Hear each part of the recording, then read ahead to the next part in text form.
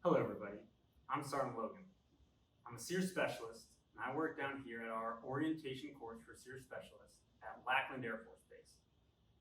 Now, you're probably wondering, why is this ruggedly handsome man in front of you talking to you right now?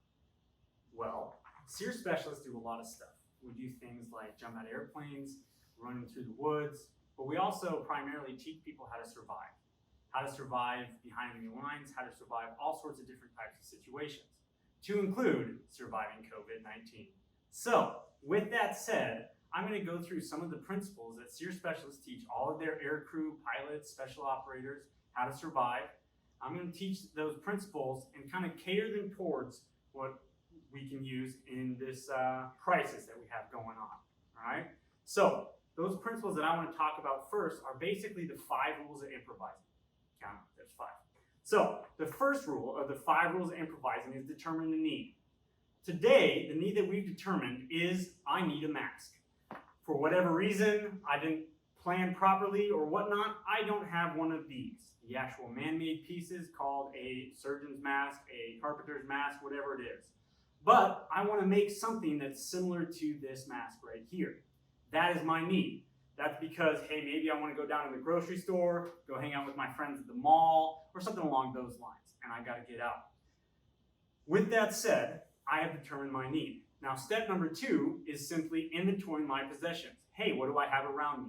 Now, we teach this in SERE out in the woods. So we're going to inventory not only what we have on person or our man-made stuff, but we're also going to inventory our natural possessions. Here, it may just be man-made things that we're dealing with. That's okay. You just have to have it with you. Then I'm going to consider my alternatives. This is kind of that brainstorm method where I'm going to look at all the materials I have in front of me and think of the best option that is going to work for me and meet the needs that I have. So in this case, I'm trying to make a mask. Do I want to make it permanent and make it last for a very long time? Or do I want to just make it very quick so it meets my needs? Maybe I'm getting out of the car and I realize, hey, there's a sick person. I don't want to have to deal with that later, right?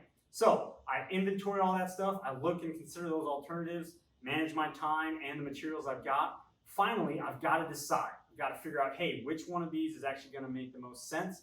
I decide on that alternative, and then I have to start to build, okay?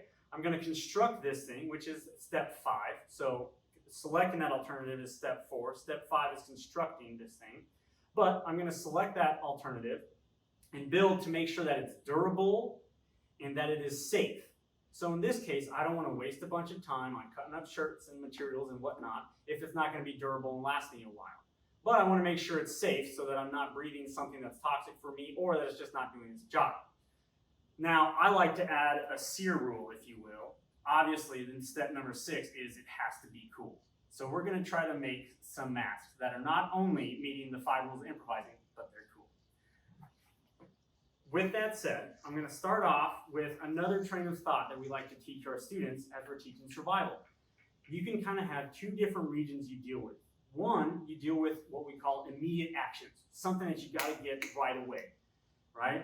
Immediate actions is that first step. Then we can look at some long-term things. So I want to talk about some maybe immediate action type masks that we could use if right away you realize something's wrong, or go into that long term where you have some time to prep, you've got some time at home, you've got some materials in front of you and maybe some skills, right? So focusing on immediate action first. This could be when you're all happy walking through the street and you see something along the lines of somebody across the way and they sneeze.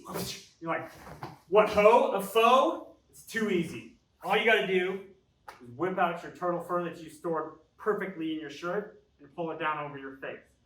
Boom. This is an immediate action type mask that I was able to just whip out of my clothing because I came prepared. Because proper prior preparation prevents piss poor performance. However, we also have, maybe this wasn't in my shirt, right? So don't have that ability to deal with that thing. I'm going to have to improvise some type of immediate action thing. What I did here is, of course, I had an extra t-shirt, and I took this extra t-shirt and I cut off the sleeves. The sleeves have been removed, okay? So these sleeves have been cut off, and I cut them off neatly using handy dandy scissors or your everyday carry super badass knife. Cut those sleeves off, and I stuck one inside the other. So it's as simple as having those 2 sleeves, making it nice and clean, sticking one sleeve inside the other, like so. Then I dress it up so it looks organized. Now comes the difficult part. Here's the disadvantage of this one. You have to have an extra t-shirt, or you at least have to have somebody's sleeves that you can borrow, and they have to be able to fit over your head. If you're like me and you have a small head, then this is pretty easy. If you've got a big head though, you may have the Ace Ventura When Nature Calls coming out of the back, and the rhino effect, which is this. Yeah. All right. Once you get it over your head, then notice that I have the seal down here. You can pull this stuff up over your nose. Now, as you can see, this may not be a permanent fix to everything that you're dealing with, but I've got 2 layers of cotton fabric protecting both my mouth and my nose from all of the bad stuff out there. If we follow along on the current CDC guidelines, they do say that ideally you want to have a mask that fits snugly. I would say this fits snugly. And it includes multiple layers of fabric if possible. In this case, I have 2 layers of fabric. That's pretty good for something that I was able to just cut out of a t-shirt that I've got going on here. Okay? The best part is I can now use this shirt to look jacked and juicy in front of the ladies. With that said, if you, for whatever reason, don't want to ruin a t-shirt or do with the back end of the rhino effect there, you may have something else, like, for example, some other type of fabric you can procure. This would be a scarf, a schmog, a bandana, anything along those lines. I don't know if you want to think about it this way, but this is kind of just that cowboy tie-up technique, if you will. All I'm going to do is take this material and fold it to where it's going to fit over my face and my head, or face and my mouth, and then cover my face and mouth and tie it here in the back. It doesn't really matter what you tie. You can tie an overhand knot. You can tie whatever works for you. I like to say if you don't know a knot, just tie a lot. So there you go. Once you get this tied, make sure again that you're following the CDC guidelines, that it's got multiple layers of fabric and that it's tight to your face. Again, of course, you got to look cool as well, because that's the 6th rule of improvising, is looking cool. I would say I look cool. Now, that's kind of some of your immediate action type stuff that you can deal with. If you have the ability to now cater towards or prep before you go out somewhere, you can do some long-term planning. This is when you have some time at home, getting some more materials, and making more of a permanent type mask. Some of these masks can be something like a t-shirt mask, maybe a bandana mask, and something along those lines. We can even mess with some filters that I've got over here that I've done some experimenting with and talk about those. I want to first address the t-shirt mask. So I can take another one of my t-shirts that I have over here, and this one is going to take a little more cutting and preparation. I'll whip out my handy dandy scissors and cut out a little box. I keep the little seam down here at the base, like so. I cut up about 4 or 5 inches and cut out this square. This square I can save for later, maybe as a rag, something along those lines. Replacement for toilet paper if you run out, because everyone else stole it all. Then I'm going to cut this out here up at the top. And this is going to go all the way through, like so. Save that t-shirt for, some more toilet paper.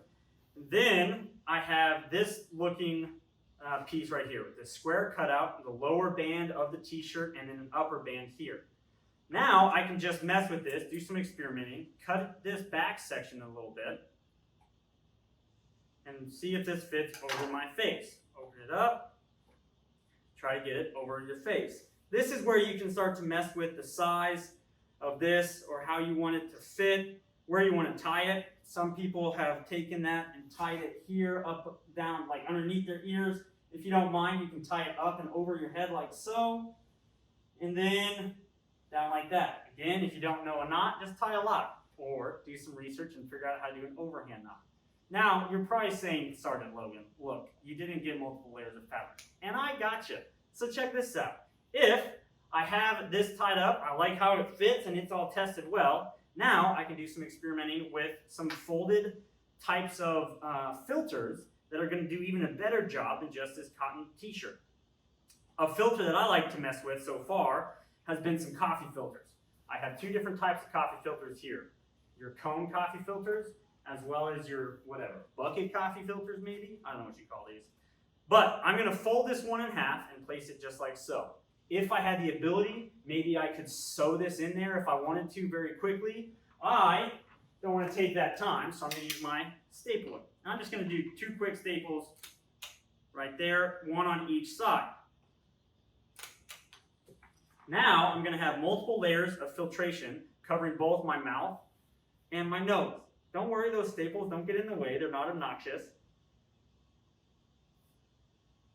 Tie this up, and it's going to look like that. Of course, I still got to look cool. So if you don't have a cool t-shirt out here, you can do some artwork. Get a white t-shirt and draw whatever the heck you want on here, and there you go. Now you look cool. Or you get your American t-shirt, you know, your, I don't know, camo t-shirt if you're one of those, that's cool too. And then this is what it's going to look like. That is one perfect option. I can continue to use this over and over again and wash it, which is another CDC standard that we want to adhere to. As well as, on top of that, I can replace these filters. I can pop those staples out, put in another one maybe the next day because that got disgusting, and now I can continue to cycle through these filters. That is one option. Call that the t-shirt option. Now, if you want to look real cowboy here, we can also use bandanas or just any type of square fabric. What I've done here is I've taken this handy bandana and I'm going to first fold it in half, like so. Now I have this little slot right here that I can deal with. This is when I have lots of options. Maybe I can start to improvise with some filters, right? That way, again, I'm trying to make this with all these materials.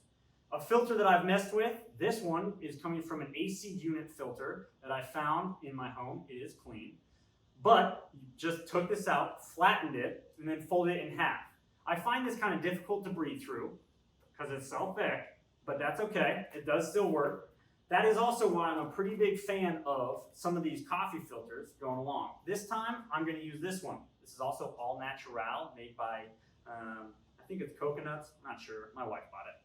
But I also have the ability to use something like these air filters, another one that I'm a pretty big fan of. This is one of those air filter vents that you can put over each vent, you know, kind of in your floor or something like that. So I'm going to show you with this and with the coffee filter. Let's start with the all natural coffee filter. So I place that right there in the middle. Then I'm going to fold these edges up and then the top edge down so that I cover up that whole section. Right, now that I'm here, and I want to kind of double check right now to make sure that it covers my mouth and my nose. Cool, it does. Then I get whatever type of elastic material I'm using. I have seen people use hair ties for this. I found those incredibly uncomfortable, so I am using rubber bands. I use these rubber bands, and I kind of just have to mess with the distance in here, but I wrap them around each side.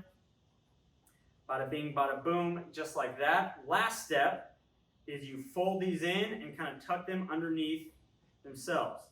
This one is warm for sure, and it has a ton of different layers of protection going on here. Once these are all folded in like that, then I can just take this and place it all over my head, adjust it to where I want it, and now it looks like so. So I've got the rubber bands around my ears, and I've got a ton of different filtration going on here. Of course, I still look cool and like a cowboy. If I put a cowboy hat on, you wouldn't even recognize me. But this is what I want it to look like. It is kind of difficult to breathe here, so maybe it's unnecessary to have this filtration system in there. But this is doing a very good job of protecting both my nose and my mouth. There you go. Things I wouldn't want to put in here is something that is too difficult to breathe. This, I'm not going to use this in this one. I think that is too thick. I could use potentially this one in something like my t-shirt one that I had over there. I don't think it would make it too thick. But if I put it in here, it's just way too much material going on. I also probably don't want to use something like dryer sheets. Yes, it will smell fantastic and it will be delicious, but if you are breathing this dryer sheet thing, I'm not a doctor surgeon, but this would probably cause you issues. So don't use that. Find something else that's better. Thank you for listening, everybody. If you have more questions on the Air Force, or more specifically the SERE career field, and you want to go to something like Facebook, Twitter, Instagram, we have USAF SERE to reference there. Now, if you want to go on the good old onlines, you can just go to gosere.af.mil. That is af.mil. If you have any questions about the Special Warfare program in the Air Force as well, you could just try to find your nearest Special Warfare Combat Support Recruiter. They've got a lot of good answers for questions you may have. Thanks for listening, and stay healthy out there, San Antonio.